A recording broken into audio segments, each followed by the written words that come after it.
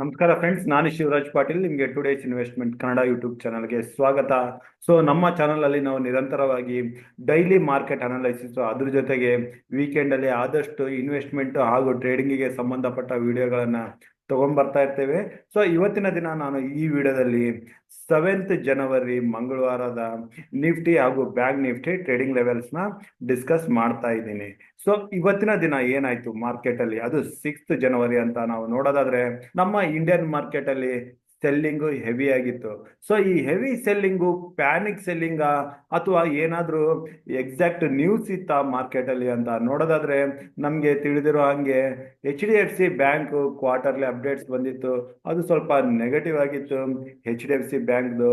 ಆದ್ರೆ starting of the day HDFC bank ಅಲ್ಲಿ ಏನು ಹೆಚ್ಚಿನ correction starting of the day ಬರಲಿಲ್ಲ.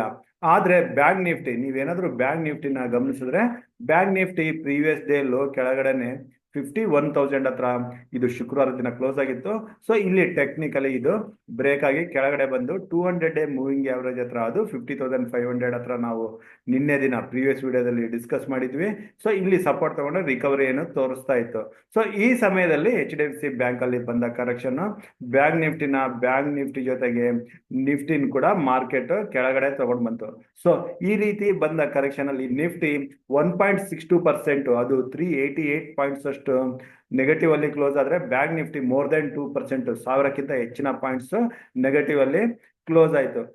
ಈ ರೀತಿ ಕ್ಲೋಸಿಂಗ್ ಅಲ್ಲಿ ಯಾವ ಸೆಕ್ಟರ್ ಅಲ್ಲಿ ಹೆಚ್ಚಿನ ಕರೆಕ್ಷನ್ ಬಂದಿತ್ತು ಅಂತ ನಾವು ನೋಡೋದಾದ್ರೆ, ನಿಫ್ಟಿ ಬ್ಯಾಂಕ್ ಅಲ್ಲಿ ನಾವು ಆಲ್ರೆಡಿ ನೋಡ್ದಂಗೆ 2.09% ಆದ್ರೆ, ನಿಫ್ಟಿ ಆಟೋನಲ್ಲಿ ಕೂಡ 2.18% ಕರೆಕ್ಷನ್ ನ ನೋಡಿದ್ವಿ. ಅದ್ರ ಜೊತೆಗೆ ಫೈನಾನ್ಷಿಯಲ್ಸ್, FMCG ನಲ್ಲಿ ಕೂಡ ನಿಯರ್ಲಿ 2% ಕರೆಕ್ಷನ್ ಬಂದಿತ್ತು. ನಿಫ್ಟಿ IT ನಲ್ಲಿ ಕಡಿಮೆ ಅಂತಾನೆ ಹೇಳ್ಬೋದು, ಓನ್ಲಿ 0.12% ಅಷ್ಟು. ಮೀಡಿಯಾ ಆಗಿರ್ಬೋದು, ಮೆಟಲ್, ಫಾರ್ಮಾ ನಲ್ಲಿ ಕೂಡ ನಿಯರ್ಲಿ 1%, ಅದು 0.82% ಅಷ್ಟು ಕರೆಕ್ಷನ್ ಮಾರ್ಕೆಟ್ ಅಲ್ಲಿ ಬಂದಿತ್ತು. ಇದು ಏನಾದ್ರೂ ಚೈನಾ ಕಡೆಯಿಂದ ಬಂದ ಹೊಸ ವೈರಸ್ ಇಂಪ್ಯಾಕ್ಟ್ ಇಂದ ಮಾರ್ಕೆಟ್ ಕರೆಕ್ಷನ್ ಬಂದಿದೆ ಅಂದ್ರೆ, ಇದೇನಾದ್ರೂ ವೈರಸ್ ಇಂಪ್ಯಾಕ್ಟ್ ಆಗಿದ್ರೆ ಫಾರ್ಮಾ ಸ್ಟಾಕ್ಸ್ ಬೀಳೋ ಅವಶ್ಯಕತೆ ಇರಲಿಲ್ಲ. ಇಲ್ಲಿ ಪಾಸಿಟಿವ್ ಮೂಮೆಂಟಮ್ ಬರಬೇಕಾಗಿತ್ತು. ಇಲ್ಲಿ ಕೂಡ ಕರೆಕ್ಷನ್ ಬಂದಿದೆ ಅಂತಂದ್ರೆ, ನನಗೆ ಇದು ಜಸ್ಟ್ ಪ್ಯಾನಿಕ್ ಸೆಲ್ಲಿಂಗ್ ಅನ್ಸುತ್ತೆ ನಮ್ಮ ಇಂಡಿಯನ್ ಮಾರ್ಕೆಟ್ ಅಲ್ಲಿ. ಈ ಪ್ಯಾನಿಕ್ ಸೆಲ್ಲಿಂಗ್ ಅಲ್ಲಿ ನಾವು ಇವತ್ತಿನ ದಿನ starting of the week correction ನಮ್ಮ ಮಾರ್ಕೆಟ್ ಅಲ್ಲಿ ನೋಡಿದ್ವಿ. ಇನ್ನು ಪ್ರೈವೇಟ್ ಬ್ಯಾಂಕ್ಸ್ 2.11% ಆದ್ರೆ, ನಿಫ್ಟಿ ರಿಯಾಲಿಟಿ 3.16, PSU ಬ್ಯಾಂಕ್ಸ್ 4% ವರೆಗೆ ಇಲ್ಲಿ ಕರೆಕ್ಷನ್ ಕಂಡಿದ್ದಾವೆ 6th ಜನವರಿ. ಇನ್ನು ಹೆಲ್ತ್ ಕೇರ್ ಇಂಡೆಕ್ಸ್ ಅಲ್ಲಿ ಕೂಡ 0.61% ಆದ್ರೆ, ಕನ್ಸ್ಯೂಮರ್ ಡ್ಯೂರಬಲ್ಸ್ ಅಲ್ಲೂ, ಆಯಿಲ್ ಅಂಡ್ ಗ್ಯಾಸ್ ಅಲ್ಲೂ ನಾವು ಕರೆಕ್ಷನ್ ನೋಡಿದ್ವಿ. ಮಿಡ್ ಅಂಡ್ ಸ್ಮಾಲ್ ಕ್ಯಾಪ್ ಅಲ್ಲಿ 3.39% ಆದ್ರೆ, mid and small IT and telecom ಅಲ್ಲಿ 2.18. ಆಲ್ಮೋಸ್ಟ್ ಎಲ್ಲಾ ಸೆಕ್ಟರ್ ಅಲ್ಲೂ ಇವತ್ತಿನ ದಿನ ಈ ಕರೆಕ್ಷನ್ ಬಂದಿತ್ತು. ಈ ಕರೆಕ್ಷನ್ ಟೆಕ್ನಿಕಲ್ ಬ್ರೇಕ್ ಡೌನ್ಸ್ ಹಾಗೂ ಪ್ಯಾನಿಕ್ ಸೆಲ್ಲಿಂಗ್ ಇಂದನೇ ಬಂದಿರೋ ಚಾನ್ಸಸ್ ಹೆಚ್ಚಿನದಾಗಿದೆ. ಇದನ್ನ ಯಾವ ರೀತಿ ನಾವು ಕನ್ಫರ್ಮ್ ಮಾಡ್ತಾ ಇದೀವಿ ಅಂತಂದ್ರೆ, ನಾವು ಏನಾದ್ರೂ ಗ್ಲೋಬಲ್ ಮಾರ್ಕೆಟ್ ಕಡೆ ಬಂದ್ರೆ, ನೀವು ಇಲ್ಲಿ ನೋಡಬಹುದು ಡೌ ಜೋನ್ಸ್ ಫೀಚರ್ಸ್ ಅಲ್ಲಿ ಓನ್ಲಿ 0.18% ನೆಗೆಟಿವ್ ಇದು ತೋರಿಸ್ತಾ ಇದೆ. ಇಲ್ಲಿ ಏನೋ ಹೆಚ್ಚಿನ ಕರೆಕ್ಷನ್ ಇಲ್ಲಿ ಬಂದಿಲ್ಲ. ಹಾಗೂ S&P 500 ಇದೆಲ್ಲ ಶುಕ್ರವಾರದ ಮೊಮೆಂಟಮ್ಸ್, ಅಲ್ಲಿ ಪಾಸಿಟಿವ್ ಆಗಿ ಕ್ಲೋಸ್ ಆಗಿತ್ತು. ಅದೇ ಯುರೋಪಿಯನ್ ಮಾರ್ಕೆಟ್ಗೆ ಬಂದ್ರೆ, ಇಲ್ಲಿ ನೋಡಿ ಯುರೋಪಿಯನ್ ಮಾರ್ಕೆಟ್ ಅಲ್ಲಿ ಕೂಡ ಯಾವುದೇ ಹೆಚ್ಚಿನ ಕರೆಕ್ಷನ್ ಬಂದಿಲ್ಲ. ಅದರಲ್ಲಿ ಡ್ಯಾಕ್ಸ್ ಇಂಡೆಕ್ಸ್ ಪಾಸಿಟಿವ್ ಅಲ್ಲೇ ಈಗ ಟ್ರೇಡ್ ಆಗ್ತಾ ಇದೆ. ಇನ್ನು ಚೈನಾ ಮಾರ್ಕೆಟ್ ನ ನೋಡಿದ್ರೆ, ಚೈನಾ ಮಾರ್ಕೆಟ್ ಇಂಡಿಯನ್ ಮಾರ್ಕೆಟ್ ಅಷ್ಟೇ ನಿಯರ್ಲಿ 1.49% ಅಷ್ಟು ಕರೆಕ್ಷನ್ ಕಂಡಿದೆ, ಹಾಗೂ ಟ್ರೆಂಡ್ ಬುಲ್ಲಿಶ್ ಆಗಿದೆ. ಚೈನಾದಲ್ಲಿಯೇ ಹೆಚ್ಚಿನ ಪ್ಯಾನಿಕ್ ಬಂದಿಲ್ಲ. ಇಂಡಿಯಾದಲ್ಲಿ ಇದಕ್ಕೆ ಬಂತು, ಇಲ್ಲಿ ಜಸ್ಟ್ ಪ್ಯಾನಿಕ್ ಸೆಲ್ಲಿಂಗ್ ಇಂದ ಅಂತ ನನಗೆ ಅನಿಸ್ತಾ ಇದೆ. ಹ್ಯಾಂಗ್ ಅಲ್ಲಿ ಕೂಡ ಹೆಚ್ಚಿನ ಕರೆಕ್ಷನ್ ಬಂದಿಲ್ಲ, ಸ್ಟೇರ್ಸ್ ಟೈಮ್ಸ್ ಅಲ್ಲಿ ಕೂಡ ಹೆಚ್ಚಿನ ಕರೆಕ್ಷನ್ ಬಂದಿಲ್ಲ. ತೈವಾನ್ ನಲ್ಲಿ 2.72% ಪಾಸಿಟಿವ್ ಅಲ್ಲಿ ಕ್ಲೋಸ್ ಆಗಿದೆ. ಇನ್ನು ಇತರೆ ಏಷ್ಯನ್ ಮಾರ್ಕೆಟ್ ಅಲ್ಲಿ ಕೂಡ ಯಾವುದೇ ಅಷ್ಟು ಭಯ ಬೀಳೋ ಅಷ್ಟು ಕರೆಕ್ಷನ್ ನಾವು ಮಾರ್ಕೆಟ್ ಅಲ್ಲಿ ನೋಡಿಲ್ಲ. ಆದ್ರೆ ಬ್ರೆಂಟ್ ಕ್ರೂಡ್ ಆಯಿಲ್ ಮಾತ್ರ ಇಲ್ಲಿ 76 ಮೇಲೆ ಇರೋದು ಸ್ವಲ್ಪ ನೆಗೆಟಿವ್ ಆಗಿ ಕಾಣಿಸ್ತಾ ಇದೆ ಈಕ್ವಿಟಿ ಮಾರ್ಕೆಟ್ಗೆ. ಮೇ ಬಿ ಇದು ಒಂದು ಕಾರಣ ಆಗಿರ್ಬೋದು. ಇನ್ನು ಡಾಲರ್ ಇಂಡೆಕ್ಸ್ ಕೂಡ 108 ಮೇಲೆ ಇರೋದು ನೆಗೆಟಿವ್ ಆಗೇ ಇರುತ್ತೆ. ಇದನ್ನ ನಾವು ಆಲ್ರೆಡಿ ನಮ್ಮ ಪ್ರೀವಿಯಸ್ ವಿಡಿಯೋಗಳಲ್ಲಿ ಡಿಸ್ಕಸ್ ಮಾಡಿದ್ವಿ. ಮಾರ್ಕೆಟ್ ಅಲ್ಲಿ panic selling may be crude oil ಹೆಚ್ಚಾಗಿರೋ ಕಾರಣ ಸ್ವಲ್ಪ ಕರೆಕ್ಷನ್ ಬಂದಿರಬಹುದು. ಟೆಕ್ನಿಕಲಿ ಬ್ರೇಕ್ ಡೌನ್ ಆದಾಗ ಈ ರೀತಿ ಕರೆಕ್ಷನ್ ಬರ್ತವೆ. ಟೆಕ್ನಿಕಲಿ ಬ್ರೇಕ್ ಡೌನ್ ಅಂತಂದ್ರೆ, ನಿಫ್ಟಿ ಬ್ಯಾಂಕ್ ನಿಫ್ಟಿ ಎರಡರಲ್ಲೂ ಯಾವಾಗ ಪ್ರೀವಿಯಸ್ ಸಪೋರ್ಟ್ಗಳನ್ನ ಬ್ರೇಕ್ ಆಗ್ತವೆ, ಮೂವಿಂಗ್ ಆವರೇಜ್ಗಳನ್ನ ಬ್ರೇಕ್ ಆಗ್ತವೆ, ಆಗ ಲಾಂಗ್ ಅನ್ವೈಂಡಿಂಗ್ ಇಂದ ಈ ರೀತಿ ಕರೆಕ್ಷನ್ ಬರುತ್ತೆ. ಮಾರ್ಕೆಟ್ ಮೇಲೆ ಹೋಗ್ಬೇಕಾದ್ರೆ ಶಾರ್ಟ್ ಕವರಿಂಗ್ ಹೇಗಿರುತ್ತೆ ಹಾಗೆ ಲಾಂಗ್ ಅನ್ವೈಂಡಿಂಗ್ ಆಗ್ತಾ ಈ ರೀತಿ ಕರೆಕ್ಷನ್ ಬರೋ ಚಾನ್ಸಸ್ ಇರುತ್ತೆ. ಸೊ ಈ ರೀತಿ ಕರೆಕ್ಷನ್ ಅಲ್ಲಿ ನಿಫ್ಟಿ ಫೈನಲ್ ಆಗಿ ತನ್ನ ಈ ಸಪೋರ್ಟ್ ಟ್ರೆಂಡ್ ಲೈನ್ ಹತ್ರ ಬಂದಿದೆ. ಸೊ ಈ ಸಪೋರ್ಟ್ ಟ್ರೆಂಡ್ ಲೈನ್ ಏನು ಅಂತ ನೀವು ನೋಡಿದ್ರೆ ಇದನ್ನ ನಾನು ನಿಮಗೆ ಒನ್ ಡೇ ಕ್ಯಾಂಡಲ್ ಅಲ್ಲಿ ತೋರಿಸ್ತೀನಿ. ಸೊ ಈ ಸಪೋರ್ಟ್ ಟ್ರೆಂಡ್ ಲೈನ್ ನೀವು ಇಲ್ಲಿ ಗಮನಿಸಿದ್ರೆ ಇದು ನಾನು ಈಗಿಂದಲ್ಲ, ಇದು ನಮ್ಮ ಪಾರ್ಲಿಮೆಂಟ್ ಎಲೆಕ್ಷನ್ ಗಿಂತ ಮುಂಚೆನೆ ಇಲ್ಲಿ ನೀವು ನೋಡ್ಬೋದು ಈ ಲೆವೆಲ್ ಅಲ್ಲಿ ಸಪೋರ್ಟ್ ತಗೋತಾ ನಿಫ್ಟಿ ಮೇಲೆ ಹೋಗ್ತಾ ಇತ್ತು. ಅಲ್ಲಿ ಒಂದು ದಿನ ಎಲೆಕ್ಷನ್ ಟೈಮಲ್ಲಿ ಇದನ್ನ ಬ್ರೇಕ್ ಆಗಿ ಕೆಳಗಡೆ ಬಂದಿದ್ದು, ರಿಕವರಿ ಕೂಡ ಕಂಡಿತ್ತು ನಿಫ್ಟಿ. ಸೊ ಇದೇ ಲೆವೆಲ್ ನ ಇಲ್ಲಿ ನಾವು ಸಪೋರ್ಟಿಂಗ್ ಟ್ರೆಂಡ್ ಲೈನ್ ಅಂತ ಹಾಕೊಂಡ್ರೆ ಇಲ್ಲಿಗೆ ಫೈನಲ್ ಆಗಿ ಈಗ ಸಪೋರ್ಟ್ ತಗೊಂಡು ನಿಫ್ಟಿ ಕ್ಲೋಸಿಂಗ್ ನ ಕಂಡಿದೆ 23,600 ಹತ್ರ. ಸೊ ಮಾರ್ಕೆಟ್ ಅಲ್ಲಿ just panic selling technical break down ಇಂದ ಈ ಕರೆಕ್ಷನ್ ಅಂತ ಬಂದಿದೆ. ಸೊ ಇಲ್ಲಿಂದ ಈಗ ನಾವು ಒಂದ್ಸರಿ ಆಪ್ಷನ್ ಚೈನ್ ಚೆಕ್ ಮಾಡಿ ಯಾವ ರೀತಿ ನಾವು 7th ಜನವರಿಗೆ ಟ್ರೇಡ್ ಮಾಡ್ಬೋದು ಅಂತ ನೋಡೋಣ. ಸೊ ಈಗ ನಾನು ನಿಫ್ಟಿ ಆಪ್ಷನ್ ಚಾನಲ್ ಇದೀನಿ. ಟೋಟಲ್ ಓಪನ್ ಇಂಟ್ರೆಸ್ಟ್ ಇಲ್ಲಿ ಪುಟ್ ಸೈಡ್ ಅಲ್ಲಿ 14 lakhs ಆದ್ರೆ ಕಾಲ್ ಸೈಡ್ ಅಲ್ಲಿ 26 lakhs ಇದೆ. ಆಲ್ಮೋಸ್ಟ್ ಡಬಲ್ ಇದಾರೆ. ಕಾಲ್ ರೇಟರ್ಸ್ ಓವರ್ ಸೋಲ್ಡ್ ಆಗಿದೆ ನಿಫ್ಟಿ. ಇನ್ನು ಈಗ ಕಾಲ್ ಸೈಡ್ ಅಲ್ಲಿ ಹೈಯೆಸ್ಟ್ ಓಪನ್ ಇಂಟ್ರೆಸ್ಟ್ ಇಮಿಡಿಯೇಟ್ ಆಗಿ ಬಿಲ್ಟ್ ಆಗಿರೋದು 52,000 23,800 ಹತ್ರ. ಅದಕ್ಕಿಂತ ಹೆಚ್ಚಿನ ಓಪನ್ ಇಂಟ್ರೆಸ್ಟ್ 1,24,000 ಹತ್ರ ಬಿಲ್ಟ್ ಆಗಿದೆ.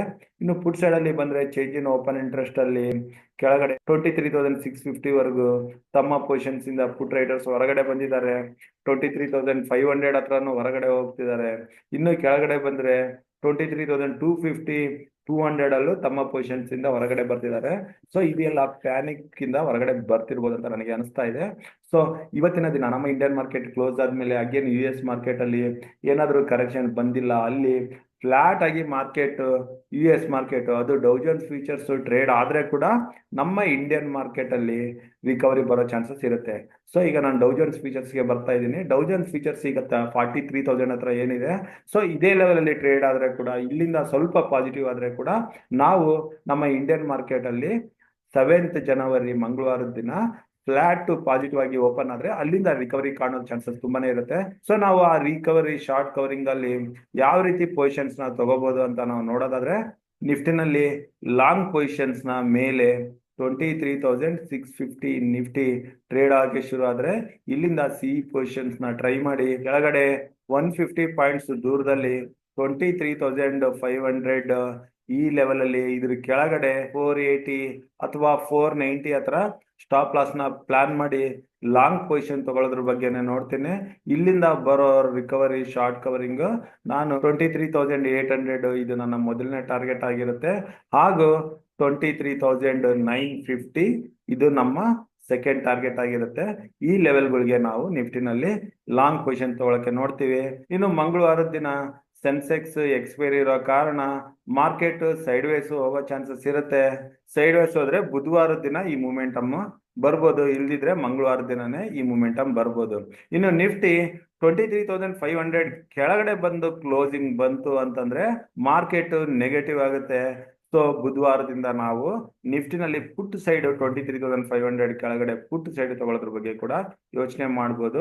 ಸೊ ಸದ್ಯಕ್ಕೆ ಮಾತ್ರ ನಾನು ನಿಫ್ಟಿನಲ್ಲಿ ಯಾವುದೇ ಪುಟ್ಟು ಪೊಸಿಷನ್ ತಗೊಳಕ್ಕೆ ನೋಡ್ತಾ ಇಲ್ಲ. ಸೊ ಇದು ನಿಫ್ಟಿ ಆಯ್ತು. ಈಗ ಬ್ಯಾಂಕ್ ನಿಫ್ಟಿ ಬರೋಣ. ಬ್ಯಾಂಕ್ ನಿಫ್ಟಿನಲ್ಲಿ ಮಾತ್ರ ಹೆಚ್ಚಿನ ಕರೆಕ್ಷನ್ ಬಂದಿದೆ. Bank Nifty 200 day moving average ನೆಲ್ಲ ಬ್ರೇಕ್ ಆಗಿ ಕೆಳಗಡೆ ಬಂದಿದೆ. ಸೊ ಇದರಲ್ಲಿ ನಾವು ಯಾವ ಕಡೆ ಪೊಸಿಷನ್ ತಗೊಂಡ್ರು ಕೂಡ ಸ್ಟ್ರಕ್ ಆಗೋ ಚಾನ್ಸಸ್ ಇರುತ್ತೆ.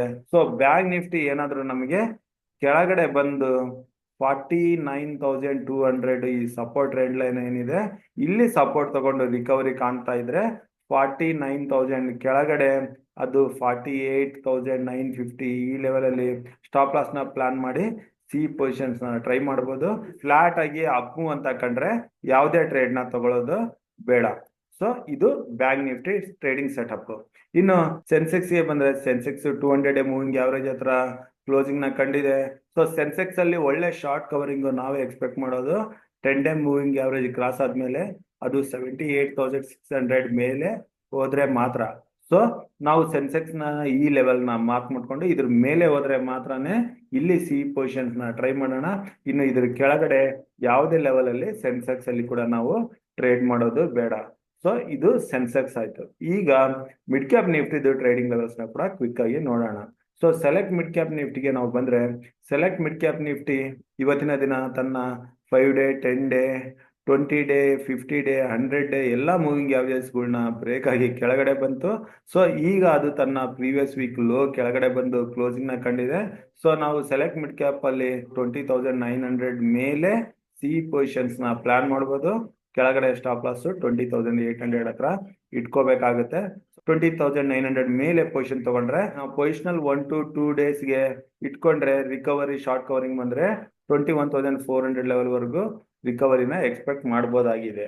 ಸೊ ಈ ರೀತಿ ನಾವು ನಿಫ್ಟಿ, ಬ್ಯಾಂಕ್ ನಿಫ್ಟಿ, ಸೆನ್ಸೆಕ್ಸ್ ಹಾಗೂ ಮಿಡ್ ಕ್ಯಾಪ್ ನಿಫ್ಟಿನಲ್ಲಿ 7th ಜನವರಿ ಮಂಗಳವಾರದ ದಿನ ಟ್ರೇಡ್ ಮಾಡೋಣ. ಏನಾದರೂ ಹೆಚ್ಚಿನ ಅಪ್ಡೇಟ್ಸ್ ಇದ್ರೆ ಅದನ್ನ ನಾವು ನಮ್ಮ ಟುಡೇಸ್ ಇನ್ವೆಸ್ಟ್ಮೆಂಟ್ ಟೆಲಿಗ್ರಾಮ್ ಗ್ರೂಪ್ ಅಲ್ಲಿ ಕೊಡ್ತೀವಿ. ನಾನು ಕೊಟ್ಟಿರೋ ಮಾಹಿತಿ ನಿಮಗೆ ಇಷ್ಟ ಆದಲ್ಲಿ ಲೈಕ್ ಮಾಡೋದನ್ನ, ಶೇರ್ ಮಾಡೋದನ್ನ ಮರಿಬೇಡಿ. ನಿಮ್ಮ ಅನಿಸಿಕೆನ ಕಮೆಂಟ್ ಬಾಕ್ಸ್ ಮೂಲಕ ತಿಳಿಸಿ ಹಾಗೂ ನಮ್ಮ ಯೂಟ್ಯೂಬ್ ಚಾನಲ್ನ ಸಬ್ಸ್ಕ್ರೈಬ್ ಮಾಡಿ ಅಂತ ಹೇಳ್ತಾ ವಿಡಿಯೋ ಇಲ್ಲಿಗೆ ಮುಗಿಸ್ತಾ ಇದ್ದೀನಿ. ನನ್ನ ಮುಂದಿನ ವಿಡಿಯೋ ಬರೋವರೆಗೂ ನಿಮಗೆ ನನ್ನ ಕಡೆಯಿಂದ ಧನ್ಯವಾದಗಳು. Thank you.